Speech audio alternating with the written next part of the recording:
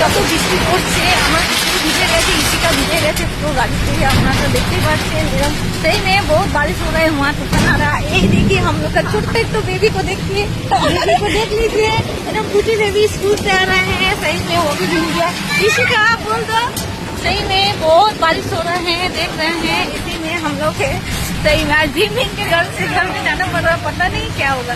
সত্যি একদম ভিজে ভিজে যাচ্ছি বাড়িতে, জানি না কি হবে, ভিজে গেছি একদমই, কিছু বলার নেই। ছোট বাচ্চাটাও ভিজে গেছে, ডেলি ওই দিদি ভাই বলতে পারছে